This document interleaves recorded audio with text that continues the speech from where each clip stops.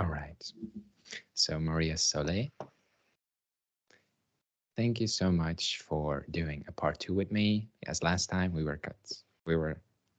ran short, but I still had some Mm-hmm. questions left. And Yeah, sure. thank you for doing another talk with me. Thank you, God. I really I really enjoyed listening to you because you're you're very sincere when you speak, and you don't hide behind how do you call it, political answers or very Politically correct. yeah, politically correct answers. Safe. You're sincere and honest, Mm-hmm. and thank you for that. You're welcome. Thank you. So we were talking about the importance of embodiment last time. Mm-hmm.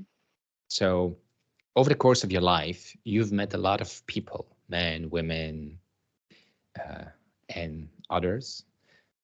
Um, like in terms of embodiment, like what do you notice?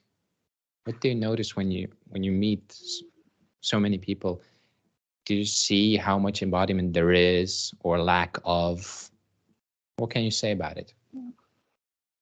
Yeah, that was one of our teachings, obviously, in bioenergetics, studying bioenergetics from Alexander Lowen, but also when I studied in the National Dance Academy, we were studying Feldenkrais and also other techniques that obviously studying dance, we were really studying bioenergetics a lot about the posture, the posture that tells a lot about someone's personality, basically, or armoring, as William Reich used to say about the armor, no, that we have. So when you see how people walk, how people stand on their feet, what's their, their spine looking like, it can tell you a lot about who they are, how they show up for themselves, how they show up in the world, what's their, it really can tell you a lot to see how they move. If they, you can tell so much about their personality, and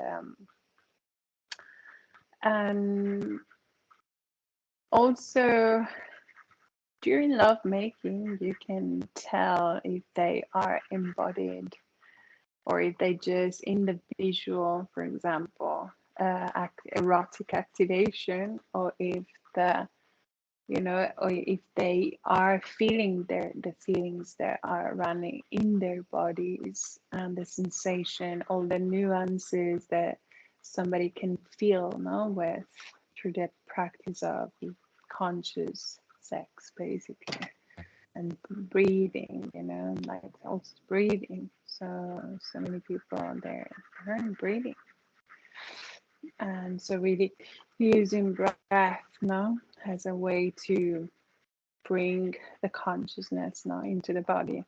That this is, so old breath just as a practice, no. Mm-hmm. And so, for instance, you're now on an island, right? Yeah. And you meet a lot of people, and when you speak to people, you might hear certain way, the way people talk, the way people share their ideas. But do you see that the way people think and the way people talk, that it correlates to their embodiments, or is there a dissonance? Oh yeah, but not just on this island. You can tell, no.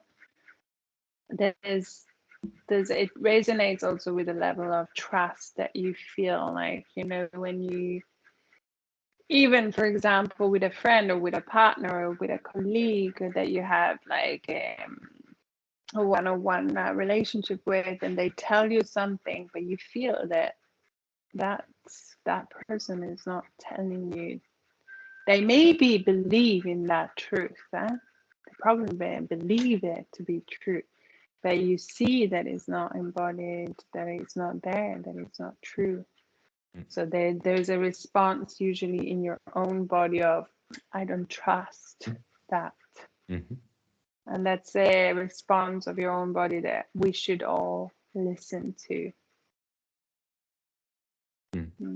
Is it then like a signal to like there is no real way to connect here, or no real way to meet each other? It's maybe only on an intellectual level, or maybe on a superficial level. No, I think it's well, now it can come to me some moments with my ex-partner where he was saying something, for example, I don't know, I'm gonna do this, I believe in this, or whatever or not, and I could feel that even though he was in his mind believing that, also like kind of lying to himself, you know, in a way, unconsciously, but you feel that it wasn't true, you Mm, know, mm, and so yeah, and so we should, especially, you know, in our intimate relationship, we should learn to trust the signs that we have in our own mm. body, and we can give a feedback, Yeah, offer a feedback back to the yeah. person, and if they accept, they may take that feedback and actually, you know, work with that Mm, and understand where the truth is. Then, you yeah. know. Do you think like that? Let's say after a breakup, or some situation when there's a loss, perceived loss, or some pain that you experience, that by accepting the feelings that come, and by being with yourself and not distracting yourself, but really um, what do you call it, um, um, you know, when you take meat and you put it in sauce and you let the sauce really go into the meat. Mm-hmm. You know that, right? The word escapes me, but when you really allow the feelings to be digested, and really like you go Mm-hmm. through it, do you think that that is an important and essential part for like growth and embodiment? Yeah, of course. To feel all the feelings and to dive as deep and as long as you need to without obviously getting lost into, you know, into that pattern Mm, of that could become like almost a self-sabotage victimization pattern of, you know, being attached to the pain body, being attached to suffering. So I think that's one of the things that scare me a bit about myself, you know? mm, How much am I really supporting my healing process, or I'm just like procrastinating my healing and actually not allowing my healing yeah, process yeah, by having to, you know, yeah, constantly not going into this grievance and feeling, and so how yeah. much I'm getting attached to that, and Yeah. you know, always Uh, find a good balance. and the word was marinating. You have to marinate, let it marinate. Marinate, see? Yeah. And I think also like when it comes, when all that comes, it's I think it's very important to really stay with the feelings, and really like go through all the turns that it will take you, and not go into the stories about it. Because when you go into the stories, there's going to be a lot of, blaming, and a lot of lessons, like, oh, next time I'm not going to do this, I'm going to avoid that, instead of just being with the feelings, and really being with um yeah, this is what life has brought me, and honestly, sincerely feeling like, oh, what's the gift here, what is it opening for me? Mm-hmm. Yes. It's not always easy. We probably find ourselves having like these moments of what the fuck, and then that Yeah, there, and is this, and projecting. As long as you know it's, you mm, know, sometimes we just need to, you know, to vomit that in the yeah, sense of like, but if you do like consciously, I mean, knowing that it's just like you're just pouring that anger outside of you, and you're aware that that is a projection, I think it's fine. I mean, that's my own personal, Mm. and you do it in a safe context, by yourself. You don't project directly on the person. That's another way. It's not always easy, because sometimes when we get triggered, we get so highly triggered in a relationship, then we go straight into attacking the other person and projecting our Yeah. own trigger out. So and we'll have moments where we fall into that, no matter how conscious we want to be. Yeah. And it's okay. We're humans, and this is what is one of my greatest lessons, to stop hiding my human messiness, because I'm also that. And as long as I'm willing to see that and embrace that, and to try, to just see that, and it's fine. Mm. I'm actually, because there's a lot of spiritual bypassing nowadays. I put all of this messiness, human messiness, into a box, like put it behind me, and I'm such a spiritual person, and I see that a lot. And I've done it myself in the past, to only then just having to come to terms with reality, that, and with the beauty of even being not perfect, not having to hide my imperfection anymore, not having to prove I'm such an enlightened or whatever, advanced human being. No, I am, I am perfectly imperfect. Yeah. How do you say? So on the topic of, meeting a lot of people, like how many people have you really met? Like how many do you really remember? What do you mean? I don't understand the question exactly. Sorry. In your life, right? You meet a lot of people. A lot of Yeah. people. How many people have you really met? How many people do you really in the remember? heart? I think obviously I have. If I'm talking about friends, obviously there are few.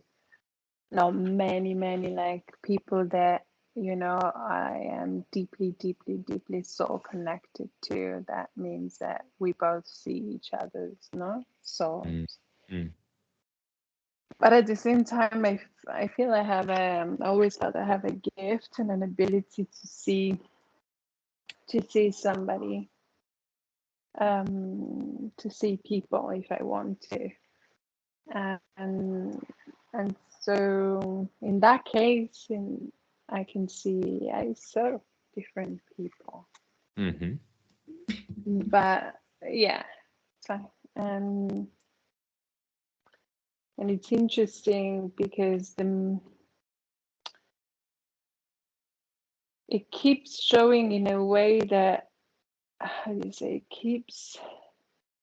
For example, yesterday I was at a villa party here in Ibiza, and obviously you connect. There are so many people, and you connect with one, you connect with the other, you speak, you talk, and then I shared a hug with a man, a stranger. But in the hug, I just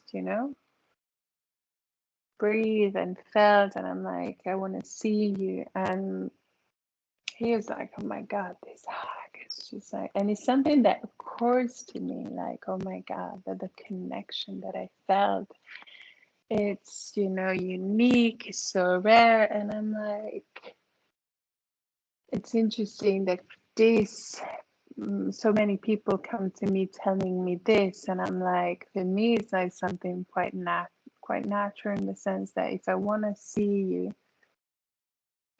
and if I put that intention, and obviously if you're open to let me see you, then I see you. I can see you and you can see me. And that shouldn't be such a, a rare thing. And I'm surprised that still today, when someone experiences that, it's like, oh my God, I found my soulmate, something like that. I'm like, wow, we really live in a world where it's still so hard to be intimate, intimate in the sense of seeing each other. Mm. And because for me, yeah, it's something that is not that rare, Don't know if you get what I mean.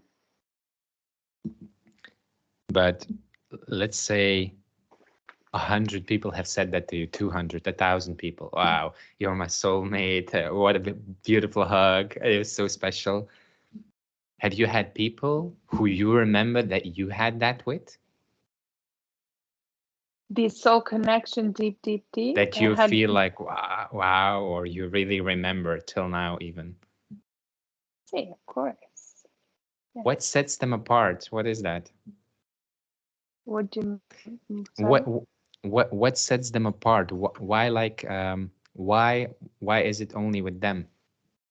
Why do you think that? Only with these people? Mm-hmm. I don't know. Sometimes you feel that there is a connection that is older than this lifetime. I don't have enough understanding of, and awareness of past lives and stuff. But sometimes you meet someone and you're like, you really feel that, you've known that person for forever. And and it's fascinating that. And what was the question? I forgot. The question is, what sets them apart? But I think you answered it. You answered it. Yeah. Can you speak on the art of intimacy? The art of intimacy. This is a wide topic. So the art of intimacy, what I can say is that I had to learn on my own the art of intimacy because I didn't grow in a family where there was any art of intimacy. I'm sorry to say this, but it is the truth. Like, there was no intimacy, like non-see intimacy. For me, it means like to be able to see each other, to see each other's truth, each other's heart, each other's soul, each other, shadows, to see, to meet, to encounter. The art of intimacy, also intimacy, obviously, with ourselves, no? So the art of feeling my truth, feeling myself, seeing myself, And yeah, there was no communication whatsoever in my family, no. So I felt like very isolated. I could feel and sense many things, and I was like, I must be, completely mad. And so my first, relationships with the other sex were like completely lacking any art of intimacy. Mm-hmm. And intimacy also in the sense of share love, and so this goes also into, I'm talking now about obviously just actually heterosexual, bisexual, and also homosexual relationship, because at the end, it's like relationships. But in my case, I'm talking about my relationship with men at this time, and where and how I grew up, with what education I grew up. I grew up with an education of, as a woman, either you are you know, like a nun if you're too close, or you're a whore if you're too open. And you gotta choose where you want to be. And if you want to be, in my growing up, in my education, if you want to be desired by a man, you want to be good in sex.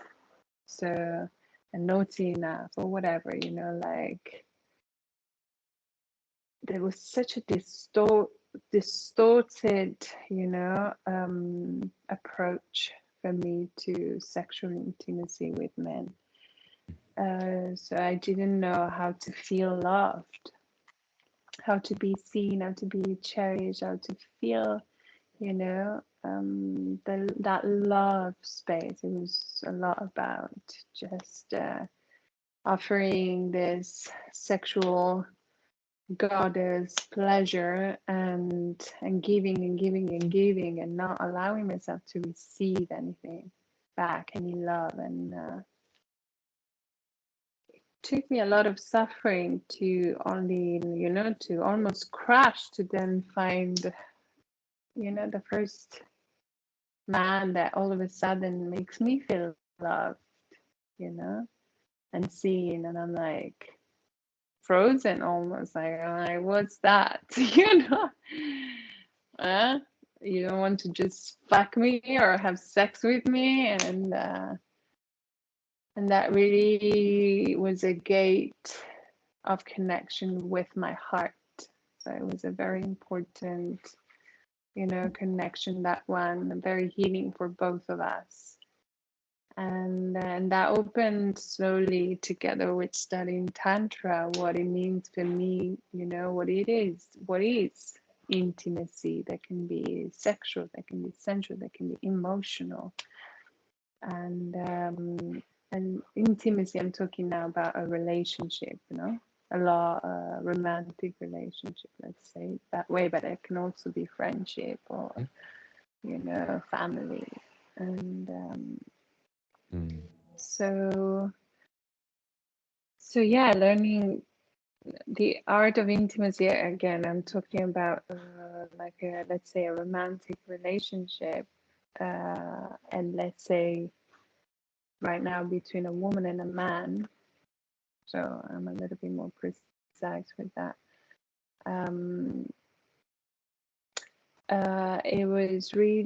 It's also teaching on learning how to drop a little more into the feminine in both for a man and for a woman, you know. For a man to, with the work I've done, like as a tantric masseuse, for example, it really taught me that about men that, for example, yes, men seek sexual pleasure, don't get me wrong, and fun and playfulness, but the very, very, very core of a man's heart and soul, I found out that men want to be seen, want to feel loved, want to feel cherished, and want to feel that they also have a space and a role in your life where they can, you know, expand that meaning, providing for in some way, you know, protecting. So being their masculine, their light masculine that way, in the dark masculine, dark in the sense of erotic, for example, masculine. So providing also this surrender, you know, that the pleasure that can allow us as women to fully surrender.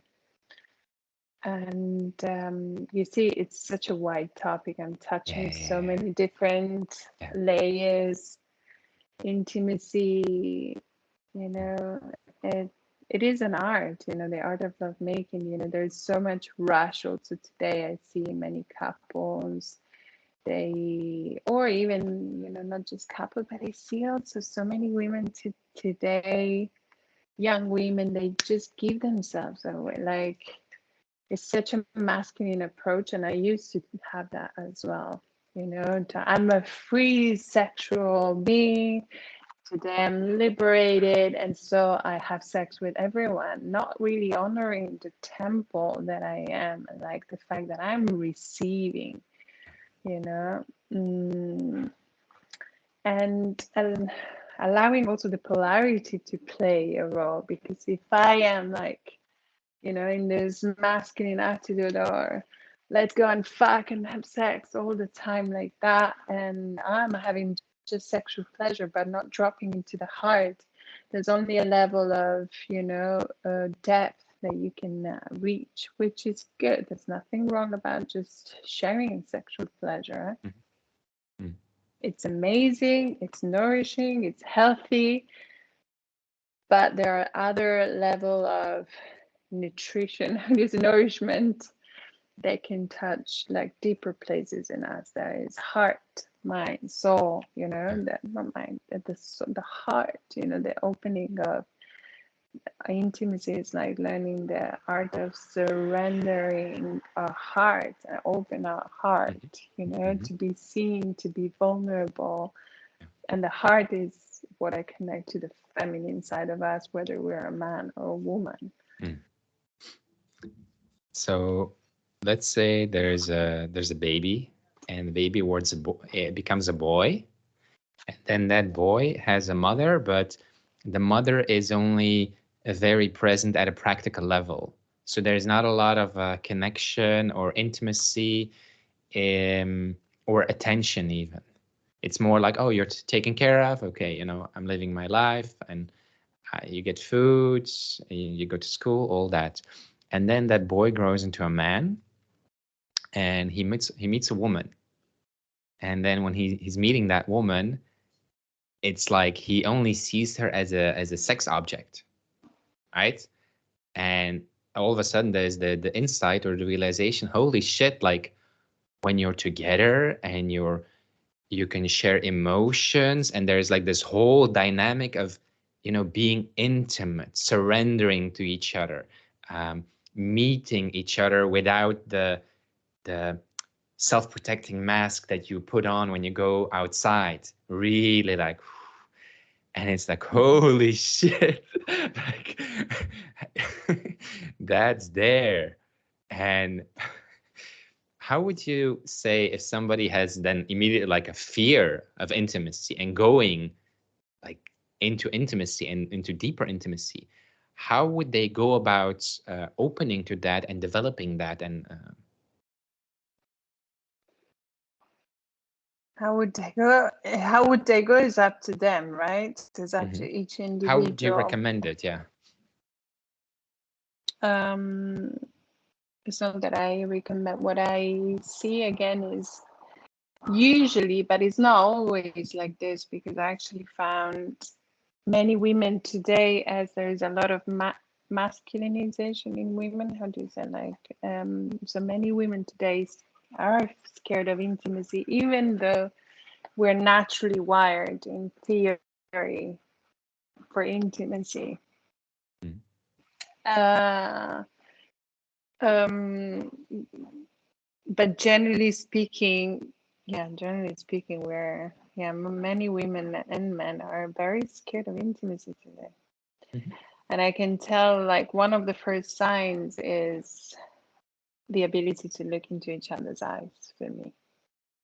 You know, I realize so very, very, very few people they can really also breathe and hold themselves into that. I had many people that I encounter, and I try to connect intimately, or no, I'm open to connect intimately. I'm not even talking sexually, I'm just like on an intimate level. And they look at me like around this area in between my lips and my nose. And I'm like, can you look into my eyes? And they're like, but like different people, eh? And I'm like, they're like, I'm looking into your eyes, and I'm like, no, you're looking into my mouth. They're like, because you have a beautiful mouth, and I'm like, can you hold, you know, the high side? How do you say? Can you hold, you know, this? How do you say? High side. Can you look into my eyes? And then look into my eyes, and you see that they're like, like like in fear. So, and I'm Mm, like, just breathe into that. And I'm like, there's so much wounding already in that, in allowing, themselves to be seen. mm, mm, yeah. And and and I can't speak generally because everyone is different Mm, and everyone has its own choices. For example, with my ex, he had like strong issues at the beginning. He couldn't look into my eyes, and he didn't receive any intimacy. And can you still hear me? Because I saw that I the can still video. hear you. I Okay, can still hear okay, you. Yeah. okay. And so I don't want to go too much into the Yeah. Yeah. Yeah. details of my personal, but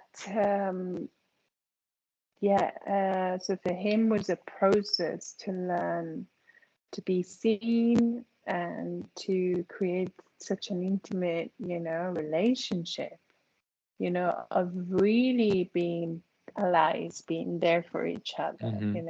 Mm-hmm. and it was very nourishing. But at some point, he checked out.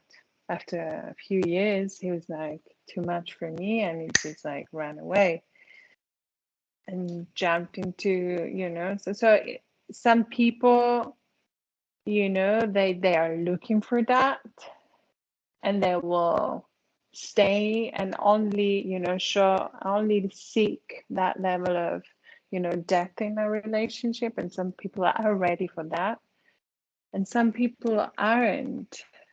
Or maybe they try, they grow Yeah. spiritually, or like they grow for a certain period of time until a certain depth, until then they Mm, check out again. So they go, backwards again because it's too yeah. much. Yeah. For that boy that I shared a story about, for him, it Mm-hmm. was he went to an acting school, and in acting, you have to get in touch with your Mm-hmm. emotions and Oh be yeah. with them and learn to express them and learn to use the body to channel the emotions and express the emotions through the body. Like Yeah. all of those ways of being with emotions, expressing emotions, uh, allowing yourself to be seen by an audience, expressing emotion. It was very helpful. But when being with a woman, at the point when being with a woman, like what helped him was like really having a center. So through meditation, it's really like finding that anchor in himself, so that instead of, when there is a trigger or reaction, instead of being dragged in it and losing itself in that reaction, to have that still place where it can be Mm-hmm. seen, it can be noticed, and there is like almost like a choice then. Do i do i go into that, or do I just stay here and allow it to melt or dissolve and see what can happen here? And gradually there's like a trust that grows to go more and more into this unknown space. And then he Mm-hmm. saw like, oh, there's so much beauty and so much unscripted moments where it's Mm-hmm. like you don't think about what's going to happen, it's just happening. The touch is happening, the hugs happening, the kiss happening, and it's like, wow. Whereas before it would be like almost like, visualizing it, what am I going to do, what do I want to do, and then following those pictures or Yeah. trying to do that. uh, Mm-hmm. Yeah. Yeah. The acting school. I did the acting school as well, and it was one of my greatest teachings as Mhm. well. Yeah. And it's tough. It's a tough, like expose yourself, And if you're super shy and and hiding, can be challenging. But I felt like I was being peeled up layers and layers of skin until you let go of masks and you find your raw self, more like like you said, Yeah. sharing emotions from a place of, truth inside. Hmm. Mm. Yes. Maria Sole, what do you think is the purpose of life? Oh God. Uh, God. What question? I think I'm still figuring it out. It's been uh, it's been one of my questions, I think, since I was a kid. My mom asked me. No, my mom told me. I asked her what was life after death at 3 years old. I was like, if we die, why are we here? I mean, why are we here for a limited period of time? What's the purpose, of being here? So really searching and researching and being almost obsessed, with this research, because I was like, if I'm going to die, I need to know why I'm here. And I think I haven't got to the core of it yet, but the more I live and the more I'm like, every single moment, it's a chance to be alive, to feel alive. And the more I feel alive, the more I'm in the, how do you say, in the frequency of love, in the sense of that is the eternal space. So if I'm seeking something that is eternal, that it goes beyond Hmm. everything that is, mortal, how do you say, like that is not eternal, that dies, which is, everything has a transition, but there is this, presence that we can just bring in the present moment. And there is, and when within that presence, there is, I know that said like that, it's easier said than done, but there is a space of, let's call it unconditional love, but where I think is where my human experience can really have a purpose of reconnecting to that eternal presence. How Mm. do you say? That is very linked to love. Love as a frequency. How do you say? Love as a vibration. Love as the miracle of, of life. Mm. Let's call it life. Mm. What is the purpose of what you do? Like, do you do it for joy? Do you do it for something else? What is the purpose of what I do? So, you mean work-wise, Hmm. or Hmm. it gives me joy. Certainly, it opens my heart. It touches my heart deeply when I see that I can support, the expansion, the growth, or the healing of someone else. Hmm. Um, and it really reconnect me to my heart, and to a feeling of compassion, in the sense of compassion, like with the same heartbeat, Mm. Mm. of feeling this unity, that I'm not separated from the other. So Yeah. in that sense, yeah. How can people experience more happiness in their lives? Probably expressing more of their sadness, funny enough, Mm. rather than, because I see a lot of shallowness around. So this, I'm sorry to say, but I see and witness a lot of fake joy. I'm sorry to say this, but a lot of fake lightness, fake. This is why the reason that I see is because there's not enough willingness to drop into the sadness, the fear, the anger, the grief, the sorrow within that we have within, because the more we allow those to embrace, those emotions, and we allow them to flush, we allow ourselves to flush them out of our system, the lighter we are. Mm. And we can experience true joy, that is a sense of liberation, the sense of this spontaneous lightness that rises from within, like you know what I mean? It just comes so spontaneously. And if you're not willing to dive deep into the truth of your own suffering, I don't think you can fly high in the realms of joy and playfulness. Thank you. Do you Yeah. have like something that you want to share with the world? A book, a movie, a retreat, something? So, God, oh my God, book, movie, a retreat. So, well, let me see.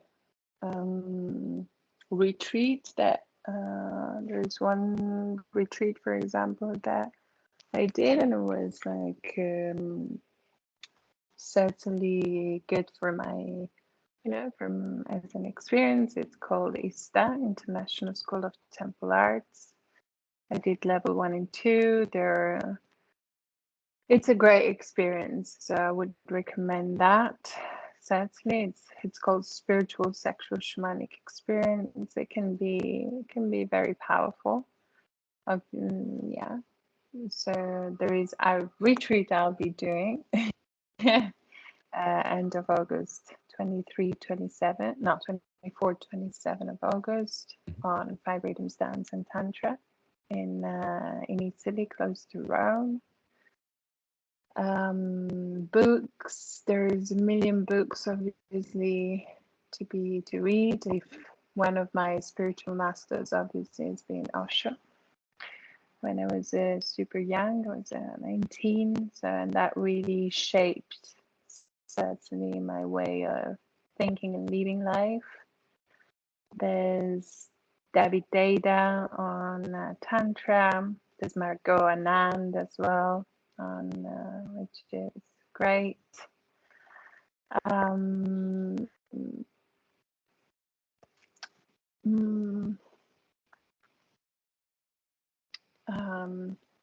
There's a book that is very beautiful of Willem Reich, that was basically a student of Freud and the founder of the psychosomatic, that is called The Function of the Orgasm, which is very beautiful, and I really recommend it.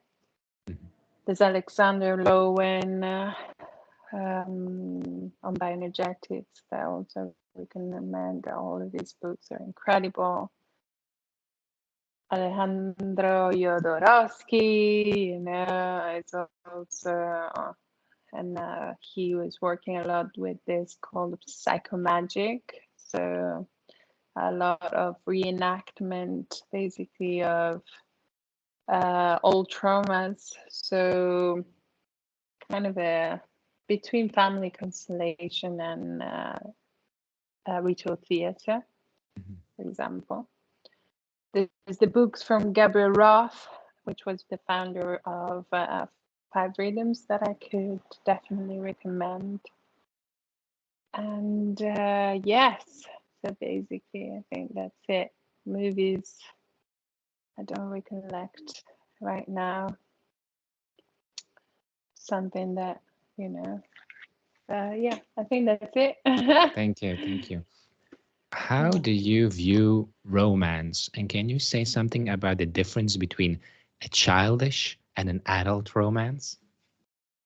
I think I'm still I think I'm still navigating that, still figuring it out.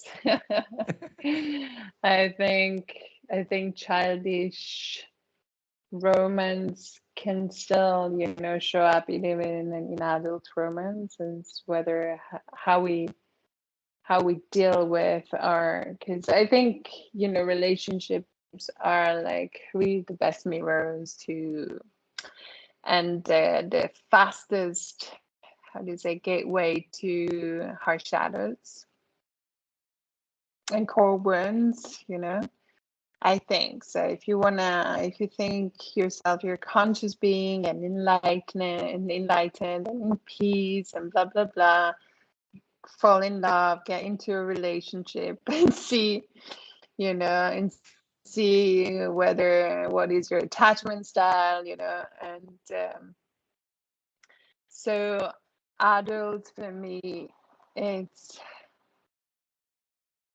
really like being both like putting that conscious this effort to show up for ourselves and show up for each other.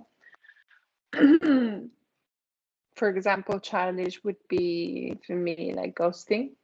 That's one of the childish attitude, behavior, or um, also not talking, like, and pretending it is all good. And so, you know, hiding stuff also from our own consciousness, and maybe start please more than understanding our needs just in order to stay in the relationship. Please, please, please. And the other person needs more than our needs, for example. Communicate, communicate, communicate. That's an adult, for me, way. And so to cope with, you know, and understanding that a peaceful relationship is not always love and light, you know, a peaceful, stable, secure relationship. It can't always be love and light. Oh, I felt like fun, you know, like can be light and fun in the first 6 months, 1 year, but at some point shit will hit the fan, you know. Yeah. And so how do we show up, you know? And what I see as a pattern is in couples and relationships that is for me a childish way is that people stop communicating, and they start to live separate lives. Even, you know, husbands and wives, they have a family and there's no communication whatsoever. I mean, there's actually, you know, like living in the same space, co-parenting, but not really, you know. So pretending is all good again. And there's a lot of that. When choosing a partner, how do you choose the right partner before finding out it's too late? When it's too late.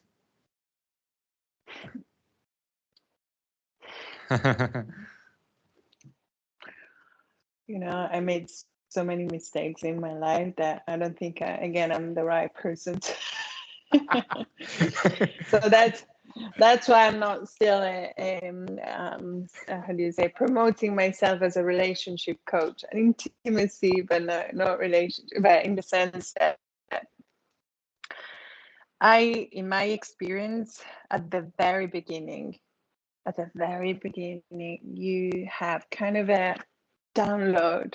I mean, for me, like a download of all the information, or most of the information, not all of it, but like an intuition, call it like that, intuition, that it's telling you exactly whether, you know, you're going to put yourself in the mud, you know, and choosing that consciously because you need to learn some lessons, because it's always, as my healer usually always says, it's an experience, you know. So, and we learn from experience. So whether you want to go through that experience. And yeah, but I think at the very, very, very, because at the end, if I look at my previous relationships, and the first intuition that I got at the very beginning, that first intuition it was always right. It was always right. And me not listening to that intuition because I needed to go through that experience myself. That means probably not. And there's nothing wrong with that. But maybe at some point we won't need to go through that experience, maybe also again and again and again, and we just listen to that intuition. Yeah. Because that intuition will tell us also if that encounter is aligned with what we want. Yeah. So the more we get aligned to what do I really want in my next relationship, Yeah. and the more we listen to that intuition, the more we know where to go and if we want to commit again to another relationship. So, when let's say you're in a relationship and there are some toxic dynamics or patterns between the two of you, right? And you say, oh, I don't want this kind of partner, I'm going to go away. And then you attract a new partner and the same thing shows up. And then a new partner and the same thing shows up. Why do these things keep repeating then over and over and over again, even though you're trying to choose something else? Apparently, because we haven't done enough work on ourselves. For example, jumping from from one relationship to another, straight. So that for me is a very high risk, like move, because usually we haven't given ourselves the time to learn from our previous experience and to change internally. So we haven't done any work on ourselves, so our internal dynamics and patterns will stay the same, and therefore will attract the same dynamics. Yeah. And yeah, and yeah, I was just sharing something personal, but maybe it's too personal. So yeah. So let's say you're in a relationship with somebody and your shadow comes out or some unmet need comes out, and you become aware of that. Your partner says, hey, you have that going on, and you see it and you want to work on it. What tools do you recommend to work with these things that show up? what tools? Yeah. Well, it depends. Depends obviously what shows up. Like going into unconscious patterns, trying to, fulfill some unmet child need or having to prove something. It can be anything. So usually,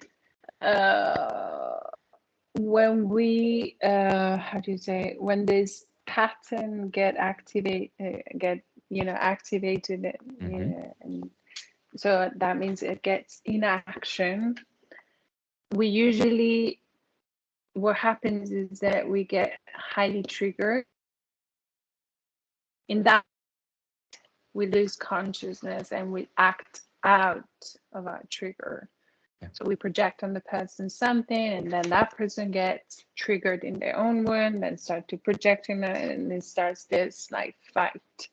Yeah. So ideally, what you do when you feel you get triggered, that means your nervous system is just like highly activated, and really, which is the hardest thing to do, to really reframe your energy. Like take a deep breath in and just take some space from that person. Go inward, take some time on your own and understand and really ask yourself, why did I get so triggered? What am I feeling? So do your own process until you find some answers and until your nervous system like calms down. Yeah. And when you're nervous, and take all the time you need, you just tell your partner, I'm gonna take some time on my own because I don't want to, out of my trigger. So I'll come back to you when my nervous system is, more calm and I'm able to respond responsibly. Yeah. And then you can navigate, you can feel I haven't felt loved and triggered, my childhood when so coming back to that emotional in I wouldn't say independence, but like the self-responsibility of taking care and self-soothing your nervous system and your emotions. So taking responsibility for your own healing rather than projecting and asking the other person to save you, which in a relationship can be very hard because we want the other person to save us as much as we wanted our parents to save us. No, we wanted back in the time. About sex, what is your view on having like a lot of sex or just some partners? You mean a lot of sex with lots of people, or just having like a boyfriend, or just? It's funny because my also relationship with that changed a lot during the years. Also, my vision of that changed a lot. So it's funny because I was thinking about this today because I have a friend that, obviously I'm not going to mention names, but she has multiple partners, but like over and over again, and I'm like, how can you just allow all these energies to, and I think it depends also on your life stage, where you're at in your life, because if you're like, as I was a young girl moving from like very, very distorted way of relating sexually to men to finally learning to enjoy sex and enjoy more casual sex. And I did love that. I was in my 20s where I was just having fun and it felt exactly what I needed in that moment, and without getting, how do you say, any negative. I had a moment in my life where it was beautiful, but like to really share sex as a way of connecting with playfulness, with joy, as long as it really feels that you're nourishing, even if it's just sex for sexual pleasure, there's nothing wrong with that. But as I grew up, and maybe it's an age thing, I don't know, as I grew up, I started to desire more like a deeper way of communicating, and I started to become more and more and more and more selective of who enters my body, who enters my energy, who I allow in, what energy I'm allowing inside of me, because that energy will stay in me. And there's also a thing for me today, for example, with exchange of fluids. For me, there's a lot of information, genetic information that gets changed. And so I'm like, do I want this energy in me, Or, is it really nourishing my sex, my heart, my soul? Because if it's not nourishing me at all of those levels, then it's not worth it for me to leave it, to experience it. I don't need that.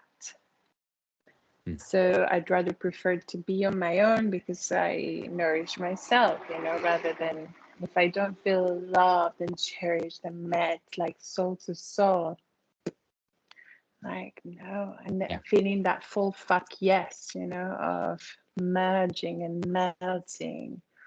So it depends also what experience you are in your life, what stage of life, what you need to experience as well, what you're seeking from sex. What do you think of one night stands? I think it depends always on the approach that you can have. You can have a very ceremonial and sacred approach and just have a, a one time, because maybe only that time was needed. But if it's like so ceremonial that you really take space and time and you cherish and you look into each other's eyes and you consciously create that space, I don't think there's anything wrong with that. Mm. I mean, there's nothing wrong also with super casual, but it's like, is it nourishing you? Yeah, yeah. Mm. And sometimes I see many people kind of go into this, one night stands only, or other like very casual no connection, like just connecting sex to sex as a way to masturbate, Hmm. to mutually masturbate, using the other body to masturbate myself. So, and if you're conscious of that, I mean, there's nothing wrong with that. Yeah, yeah, But yeah. Mm. sex can be used in so many different ways. Yeah. What do you think of like different sexual forms like BDSM, rough fantasy? Like, is this healthy? Is this all intimate or? Again, I think it's probably up to every person to discover their own, unique, how do you say, sexual, how do you say, print? How do you say, like, I don't know how to say it in the right word. Um, I think it can be interesting to explore, but again, yeah, how you're exploring with your soul partner, what is the reason why? Mm. Why are you seeking, like, for example, violence and sexuality? It's I wouldn't talk in general, Mm-hmm. Yeah. because there are some people that only feel aroused if they receive some sort of violent, Yeah. sexual, and so navigating why, Yeah. and there's nothing wrong with that. I think everyone has his Mm. own, yeah. I remember. I remember there was this conversation with somebody, and so two people they had sex, and they were younger. It was a younger, was 20-ish, and they had sex and this and that, and then afterwards she said something like, "Oh yeah, I wasn't really that into it. I like it when I get spanked or choked, like all these kind of things." And then that person had like sex with somebody older, and then there was like this more like finding each other's heartbeat and beating as one heart and really like dancing together, or really like giving and taking, breathing together. and Mhm. and then he asked her like, how is that for you? And she said something in the likes of like, when you're younger, you want more of that more exciting thing, you want that, that stimulating, that kick. But when you're older and after you've gone through that, you want something more nourishing, or something more like real real or deeper. Would you agree Yeah. with that? Yeah, it's also, it can be an age thing, but I, yeah, it can also not be an age thing. I don't know. It also, if you're in a monogamous long-term relationship, for me, for example, it's really incredible to be creative and to change, to be able to move from a super like emotional, slow love making, like super high, like heart to heart, like this sensual, slow, soft, to be able to be spanked, to be able to just fuck as animals, Hmm. like, and be wild and be passionate and activate that, excitement that you usually have with somebody new, to always find like new ways and creative ways to always, because at the end, what I see is that inside of us, we have so many different needs and different times also. Not talking 20s and 30s and 40s and 50s, and times even within a month time, one day we might need that, but we want to be tied up, we want to, something like, and that's great, and another time we're in that soft, vulnerable, emotional heart space, and what we want to do is just like be able to surrender and tease whilst we make that love. And I think the greatest thing is to have one partner where you can explore all of it, like all of it, because we are it all. I think that at the end, we have all the nuances, inside ourselves. Obviously, we resonate more with some and less with others, but I think we have it all. It's interesting, like if you've had a lot of sex and you think about it, or you remember it, it's like, sometimes it's more rough, sometimes it's more like intense or wild or intimate or playful, but it's like behind it or underneath it, you can always feel where are you coming from. It's like you sense it. When you become almost like self-conscious during the act, you can feel like, am I just like fucking this person, or am I coming from love and really witnessing and holding this space for this to come together, to be together. So I think that attitude behind it, it's very important. Yeah, I agree. Is there like a certain progression that you think is supposed to happen when growing up? Let's say a child who grows up and goes through certain stages, and then an adult, and then further. Like, what stages from your own experience do you think there are and you have to go through? Again, I think every case is so specific. It depends on what level of education you had, what level of trauma you had.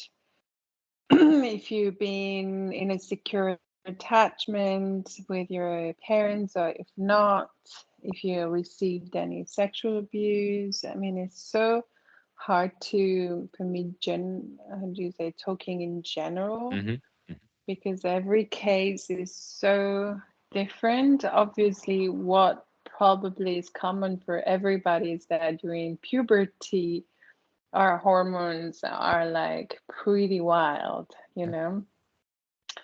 and so there's a lot of this erotic, animalistic activation that happens like chemically and biologically in our body. So and I think that it's just a natural, process of the body, how the body, as well as, for a woman, as a woman, I feel that now that I'm in my 30s, there's this activation of probably this heart space, because I think there's also a biological, reactions are happening in my body of choose the father of your children. And so someone that, can be there, can be reliable, that you can love, or whatever. Now that there can be a safe, a safe space. I think that there's a lot of the biology that is just, it's just how does it govern us in some way, Is there like a certain maturing or growing up in sexuality and dating? A certain what? Maturing, like maturation. Well, certainly, I mean, the experience obviously gives us, as everything in life, no? We mature through experience. It doesn't mean that we need a million partners. We can grow probably also with the same partner.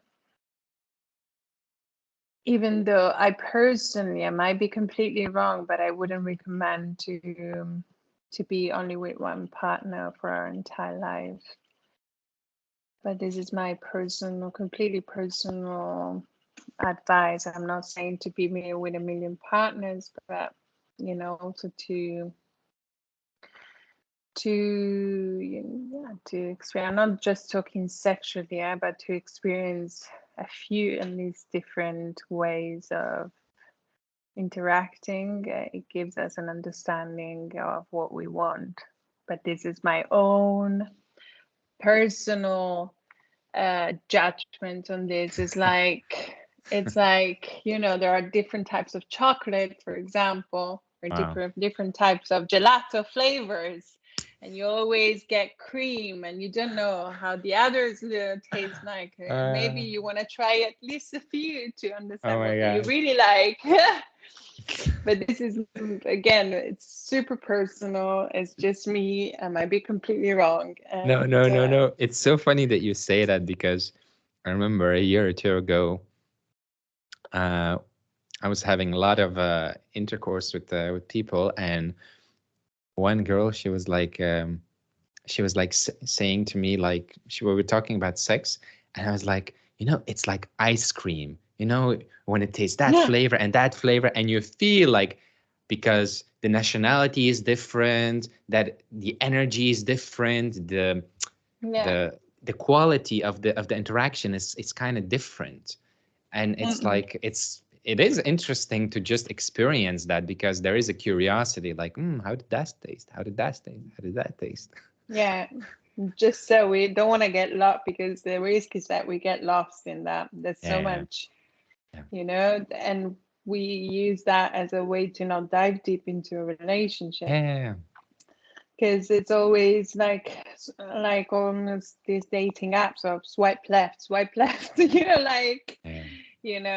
maybe there's something better, almost always, So whereas, it's also beautiful to really drop into, and I'm talking as someone that has experienced different ways of relating. I've been celibate, being monogamous, being open relating, polyamorous, and with my own personal experience, I find that what a monogamous, deeply committed monogamous relationship can give you, very, I mean, it's a depth that you can rarely Hmm. experience, and it's Yeah, yeah. so beautiful. And It's a from that gift. place, it's a gift.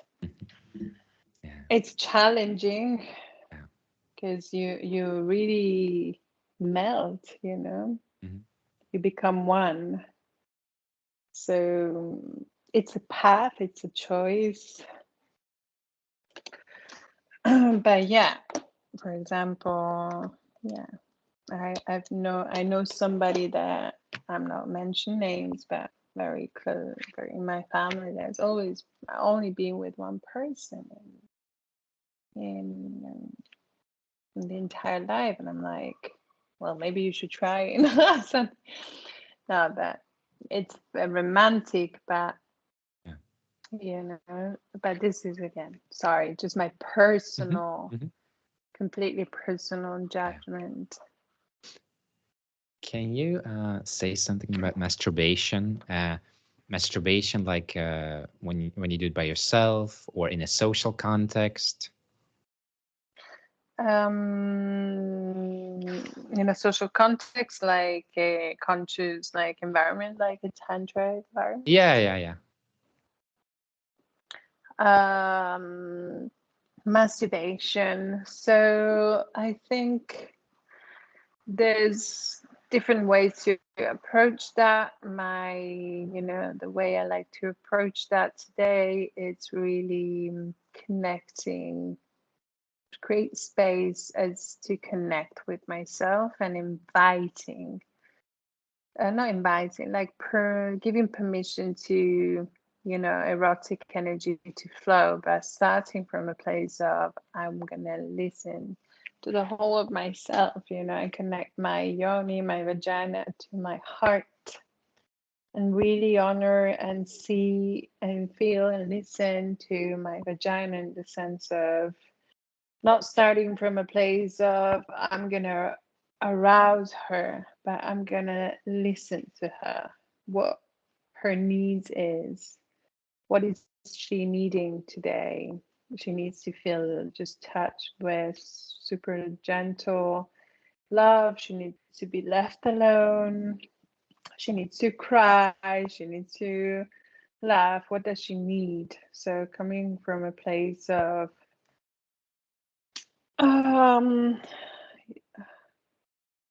I would almost say embodiment, in the sense of really starting to feel more, instead of activating arousal from the imagination and going down the vagina, just really listening to the vagina needs and or penis needs if you are in a male body, and just allow that the genital to just be heard and massage that, without any expectation to any outcome, without attachment to orgasm, for example. And it can be used as a way of meditation for me. So learning to breathe. So, for example, it really taught me a lot because I think I said that in the previous one, that we have usually a pleasure, a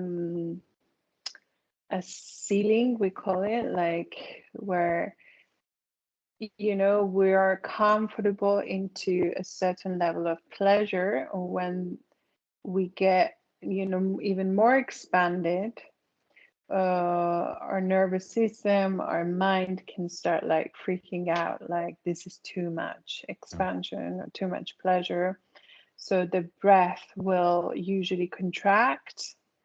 Will be more shallow because we don't want to go that intimate with ourselves. We don't want to feel that much. We prefer maybe a smaller pleasure where we're still in control, whether we're compared to a full surrender, ecstatic, cathartic experience that we can have if we go into a deep meditative state. So really feeling all the different, it's the nervous system is actually not a neurological almost event that happens. All the neural pathways, how do you say, that goes from the vagina up, or the penis up to our brain, and really feeling all the different nuances. And so that's the meditation, really, like almost like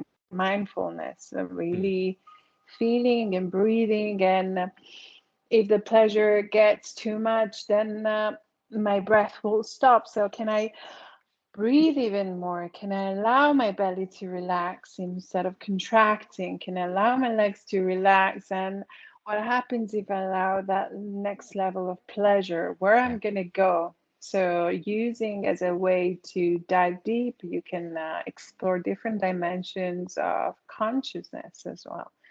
So I think that can be an incredible practice. I think that's very interesting. And in groups, I think it can be, in my own experience, it's been fun. It's been, it can be a healing practice. It depends how you take it. Or it can be just a performative act where you act cool and sexy, and I'm hot and sexy, and I feel like I'm naughty, so wow, yes.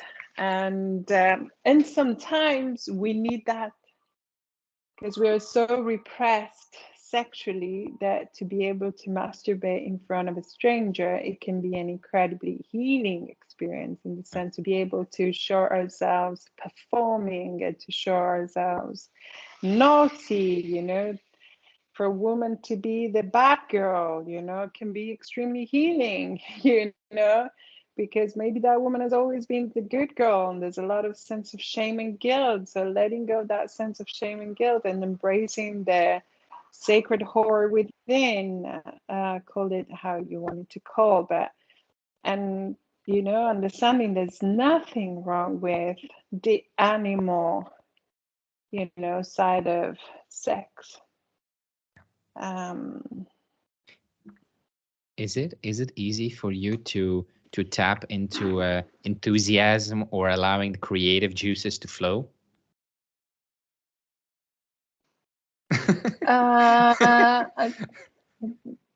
Generally speaking, I think mostly yes. Obviously, it depends on the period of my life where I'm in, But generally speaking, I find myself today quite liberated in my expression of my playfulness and joy and enthusiasm. But again, it depends also where I'm at, in my life. But yeah, it's beautiful to be able to tap into that playfulness that is almost the child within that wants to come in and just play, and allowing ourselves to play, which is again another thing that I see very rarely. Even people that are 20 years old, there's so much actually I went to a club last week. It was a day club here in Ibiza. It was full of young people, full of people in their 20s, and I could see their face. They were so lost. And I'm sorry, I just got so sad because, so many drugs and alcohol and just so much unconsciousness, and people could barely even dance to the music. And I'm like, I have nothing against drugs, and I don't personally today. I had my own very little experience, but for me, when I, for example, drop into my dance, I activate so much and I'm feeling so high naturally. Yeah.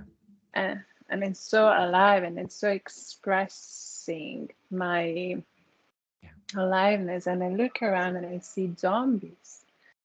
And that scares the shit out of me, because I'm like, this is the next generation, that's our future generation.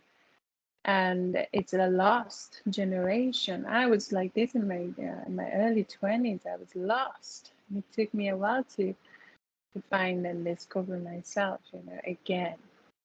And it's just sad, Who inspires you? People that love doing what they do, people that have something to say that is coming from their life experience.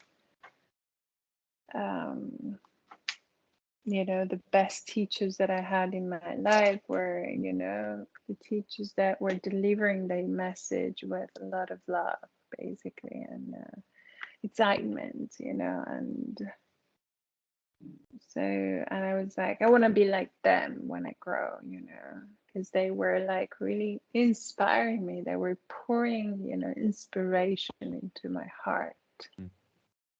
Mm-mm. How do you deal with struggle? Like, what helps you go through the difficult times? Seeking help outside, which is something I didn't do much when I was younger. I was isolating a lot, and so today I have no shame in seeking help, whether from friends, family, or therapists, and taking time on my own to feel my feelings, to express my feelings, and to really center in the sense of connect with myself, connect with my body, heart, and soul. Because it's when I struggle, I'm stuck in my mind, you know. So I'm not connected to myself. So when I connect and I go back to that center, I go back home, and that place, I can move through that struggle. Depends what struggle you are facing, obviously, as well, because we face so many struggles in our lives. So I can only, relate to the struggles I lived myself. You know, when I look at you, it's so easy to say, well, like, because it's so easy to relate to you. You're so lovely and genuine and authentic. Thank you. Like, if you look back at your life, right? What can you say 100% that works and 100% that doesn't work? Again, faking happiness doesn't work. Oh my God, it doesn't work. I need to share this. I was in my early 20s and having my spiritual awakening. And so reading endless books about enlightenment, how to healing, and how to get enlightened, healed, blah, blah, blah, blah, blah. And also a lot of positive thinking, how to use positive affirmations, and the law of attraction and abundance. And so I was like, okay, negative, away. And if some negative comes, no, I love myself, and I love myself. And there was a lot of, again, bypassing, so faking happiness. Oh, I'm joyful, I'm positive, faking until you make it, this very American approach. I'm sorry, Americans, sorry. But it's a very new age kind of approach. And new age was born in US. Nothing wrong with US, but I'm just pointing where it was born. There's nothing wrong with that, but it can create this distorted approach, in my personal opinion, to healing, that it doesn't really help. So again, what works for me is embracing my own suffering, but being careful of not getting stuck into that. So it's two ways: not faking joy, faking happiness, and not even getting lost into this endless need for healing, because it will be endless. So allowing yourself to really be happy, because sometimes we can't give ourselves, actually most of the times we really don't give ourselves permission to be happy, because we're so attached to our suffering. And so feel our suffering, but also give ourselves permission to expand. It's a very subtle thing. It's a subtle balance, and it's a very dynamic balance. So you got to be, aware all the time. It's not something that you're there and it's done. No, you're there constantly. It's like a dance, It's a continuous dance where, okay, something's coming up, I feel it. I feel it until I'm ready to release it. And can I give now myself a little bit of permission to feel that lightness and joy? Yeah. Can I give myself that permission? And little by little we evolve, I think. Mm. I hope. What do you what do you think of sex workers, like girls and women that go into work, sex work? So there's so many types of sex work. Always had a lot of respect for sex workers. I never had judgment. I had like a lot of,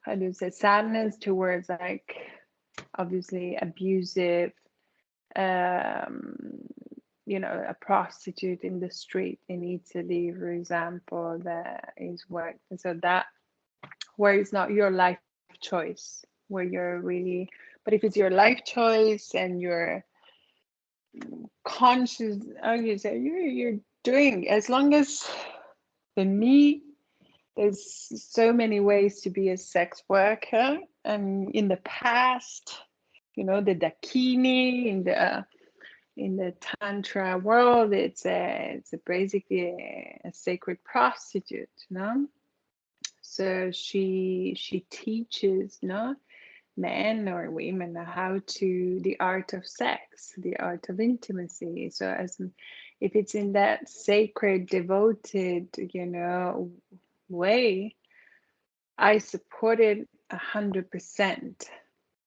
It saddens me if a woman, because now I'm talking about women, even though there are sex workers also, or as men. So if a woman or a man, they lose their soul by giving, offering sexual Mm.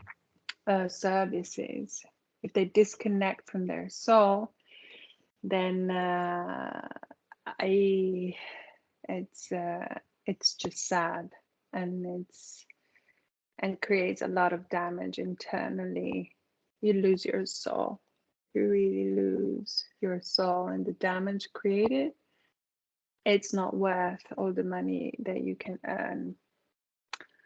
And there's a lot of that, but there's also the other side. And there are women that are really giving a service, like incredible service to the world by, there are strippers, there are like tantric masseuses, there are escorts, or I have nothing against that, because Mm-hmm. myself, I navigated some of these fields, not all of them, but some, in some way. So, and yeah. So imagine you have like a girl who wants to earn money, and then she's brought up, she's been brought up in a Western world, and she has her traumas, her conditioning, and then she goes into this system where she learns, oh, I give my body and I get money, and she keeps doing that for a year, 2 years, 3 years, 4, 5 years, and that becomes the normal, getting a certain amount of money, and having that transaction constantly. Like for that person to then quit that and then go back to the world and go into a normal relationship, like, do you think there's going to be a process of unpacking what happened, why it happened, and learning how to relate, how to be, how, you know There is, certainly there is, but also, even if modeling, for example, you're not a sex worker when you're a model, but no, you're not a sex worker, but you're selling your image, your body for money. So there's a correlation to that, and I can see that in models, happening as well. Mm. That once that level of transaction is over, it's like who I am, what is my gift, how do I make money now, like, because you're so used to make money in that way that you almost feel kind of you don't deserve to earn money in another way, kind of, especially if you have a level of abuse as a child. Yeah. Like I can only, earn love, and as an adult, maybe earn money, love, money, recognition if I, prostitute myself in the sense of, giving my body in whichever form away, then it is a needing process to, to how do you say, to heal that. Yeah. But for example, I had a similar feeling of feeling almost like it's funny enough, and maybe I may be wrong to say, but I worked years ago, like for a very short period of time, as a waitress in UK, in London, and they were paying me like £5 per hour. I mean, and there are so many people that are getting paid at this salary in the world, or even less. And I was just like cleaning glass. I wasn't even like waitering. Like I was just behind the bar and just cleaning glass. And it was such an alienating job of just offering my body for such a little amount of money that I felt. I felt as a prostitute, but like as a street prostitute, like as a worse as a even really. I felt I was selling my lifetime, doing something I didn't like doing, I didn't love doing, and for also such a small amount of money. So I think the prostitution in this world is such a wider topic. It's not just about being a sex worker, because many of us, we allow a level of prostitution in the sense that maybe we don't like doing what we do, and we are also paid much less of what we are worth, Yeah. I have 3 more questions. Do you have time? For 3 more questions, yes, and Okay. then I'll go. So, like, sometimes there are like women who cannot orgasms or are blocked sexually. Why does this like happen, and how do you fix this? There's so many reasons why this happens. One can be lack of education, or like also religious background, or social imprinting, conditioning. Again, because with women, lots of women, they experience anorgasmia, so lack of ability to orgasm, out of a sense of guilt, shame, and not understanding of their own body. And if there is a level of trauma as well, obviously, and abuse, that can be sexual, physical, or it can be also psychological, not necessarily sexual, physical. And so I met a lot of women that have this. So the way to overcome it, he said, the first is intention. I did myself. I didn't know how to orgasm, and so my intention was like, before I die, I need to know what an organism is. And my intention was so strong, So it was like, I need to understand. And also as a woman, also women and men, we have different types of orgasm, no?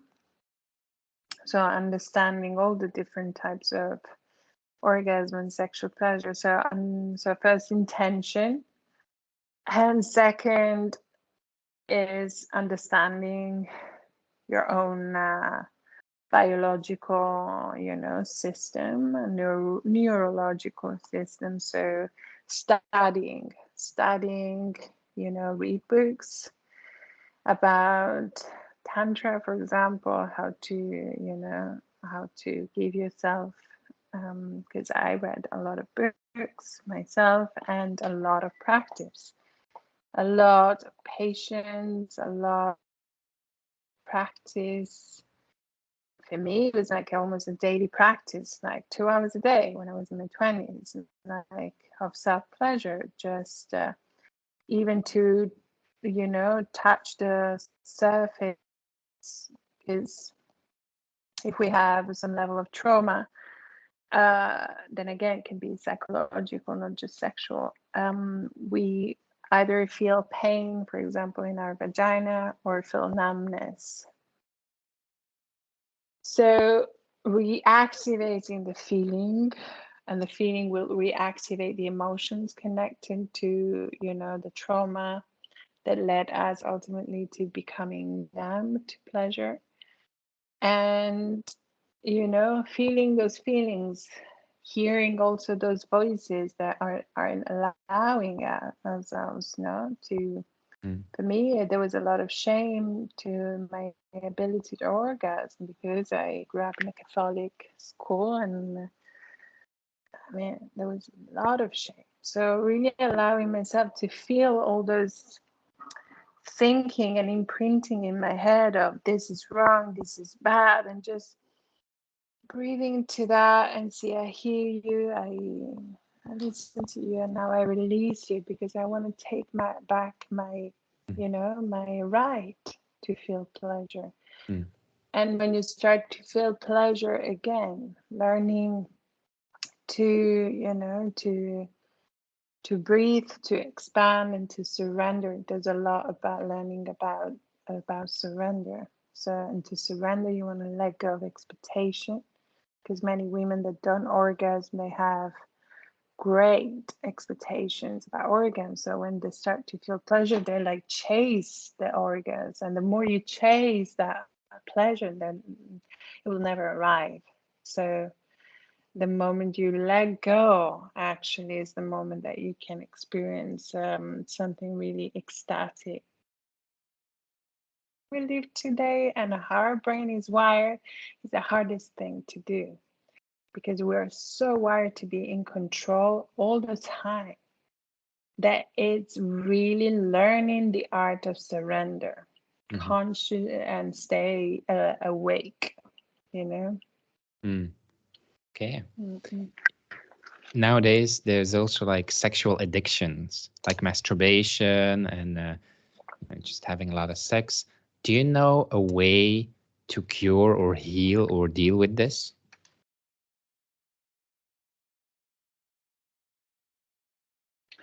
So it can be a way to numb our feelings, numb our heart space. So for me, the key, the gateway is to reconnect to our heart,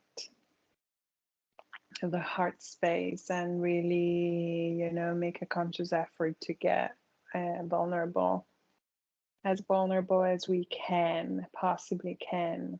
And usually when we get vulnerable, we start feeling emotions we don't want to feel, we've been repressing for a lot of time. That's where the addiction comes out, to suppress the feeling. So that's the only way out. Literally, there's no other way out. Yeah. Okay. Okay. Last question. So we spoke for, I think, 3 hours, maybe almost 4 hours. When you look at me, what can you say about me?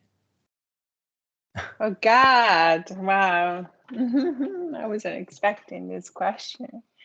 So Honestly.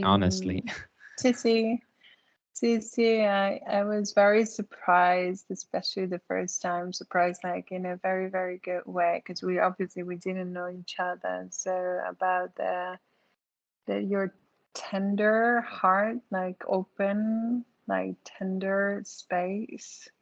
And also you seem, I don't know you enough, I don't know you much, but there's authenticity of, and really there's a search for authenticity, search for, also you give a lot of permission to just be, who we are. So in this, I resonate a lot with you in this, being so real, without, yes, you seem very kind and loving heart, and soul, but at the same time grounded, not just soft and that someone can walk on you, but that softness that, still it's grounded also in your, in being able to hold your boundaries, or if you need to hold them to set your boundaries. And I think